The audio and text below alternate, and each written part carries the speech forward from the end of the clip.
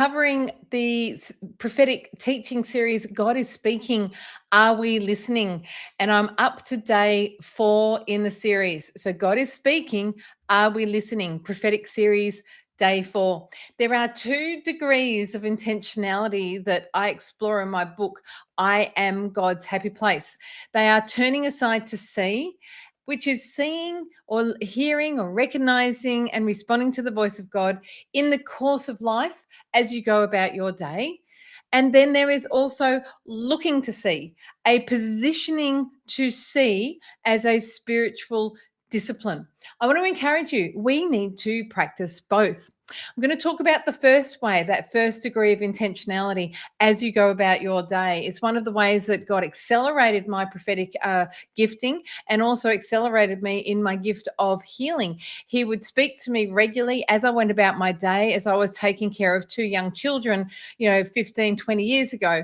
And he would say, stop for that one, have a look at that one. This is what I want you to do. This is where I want you to go. So seeing God in the course of life, it can actually be found, or an example of it in the Bible can be found in Exodus 3, verses 3 to 4.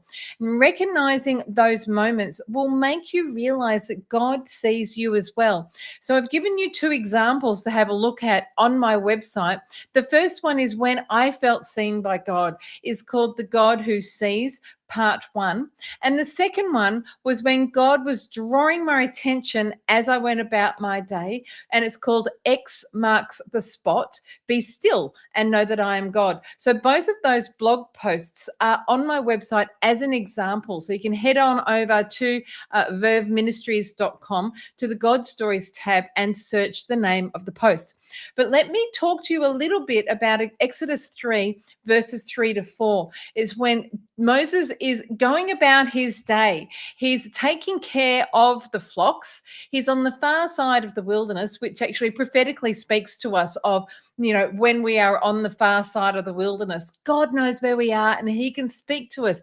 He can locate us in time and place, in posture, in attitude, in character, and he can speak to us at any given moment, which is why it's so exciting to do life with God. Because if we will only become aware of the fact that he might speak to us at any moment, we can go out and do things, just go about our living our life with an anticipation and an excitement that he might speak to us at any moment. We don't need to get weird about it, but we can just be aware of the fact that he might be speaking.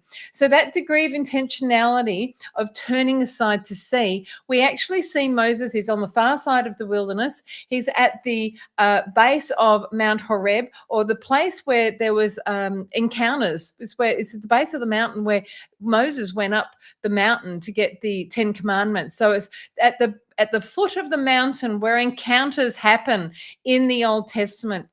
So he's there, and he suddenly sees a burning bush. Now, I talked about this a couple of days ago, but burning bushes were not rare in the desert. And there's background to actually you can explore, and you can find out that they were not a rare occurrence. Burning bushes were quite regular, but there was something about this burning bush that caught Moses' attention. That's the first clue.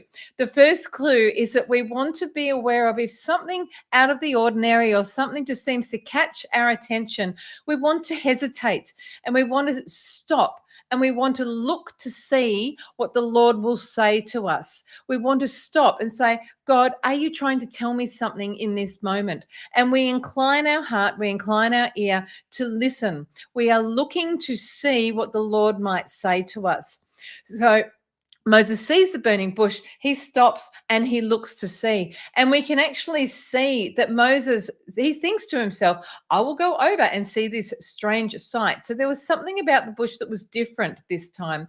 Why the bush does not burn up? It didn't get consumed by the fire. When the Lord saw that he had gone over to look, God called to him from within the bush, Moses, Moses. And Moses said, here I am. And then, of course, the interaction goes on, and Moses is told, now it's time for you to step into the fullness of your identity, your purpose, and your destiny. I want you to go off. So it's actually quite an exciting moment. Now, Moses is just going about his everyday life. He's doing the shepherding, he's taking care of the flocks, he's on the far side of the wilderness that prophetically can speak to where we might be right now. We might be on the far side of a wilderness ourselves. And we're like, okay, well, here we go. And then suddenly you have a burning bush moment. It might be that just something catches your attention. It might be that there might be a shifting of atmosphere, of a certain wind or the movement of trees. It might be that you see flowers, or you see, like Jeremiah did, that he went down to the potter's house and God spoke to him through the creation of pottery and things like that. Whatever it is, it is. Don't overanalyze it, but do be aware of the fact that God might be catching your attention, drawing your attention to something and saying, I want you to listen. So turn aside and look to see what God might say to you. It's like listening to hear. We look to see.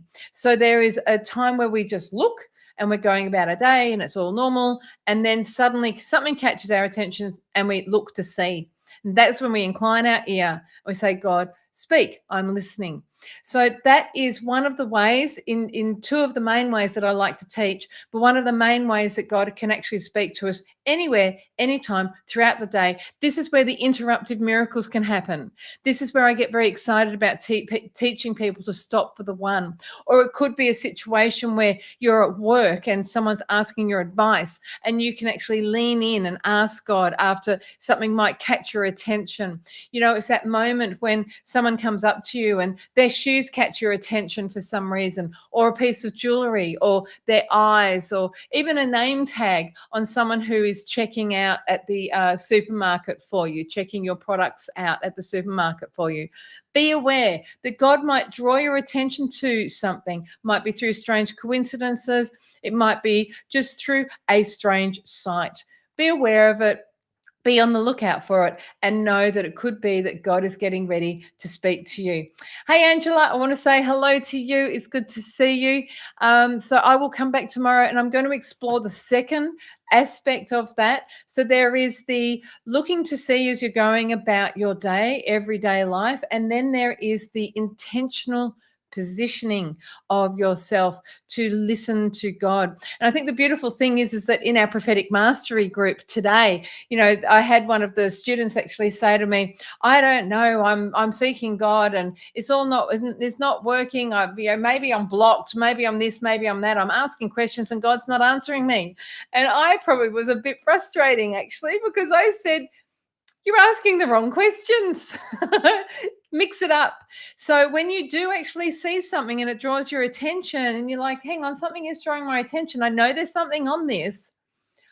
Listen. It's like, Lord, I'm listening. I'm listening. Be a Samuel. Position yourself.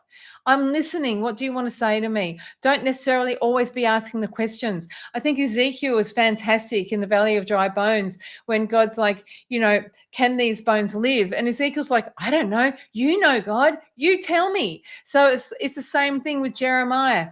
God is actually saying, Jeremiah, what do you see? So God's asking the question, and Jeremiah's like, I see this. And God says, you see well, because and this is what I'm saying about this. Remember the show and tell that I talked about yesterday. Anyway, enough from me. I'll see you tomorrow. I hope you enjoyed that tiny little short snippet. It's only a short one, 8 minutes of teaching, but hopefully it just really, really encourages you. All right, we will catch you soon. Lots of love. Bye for now.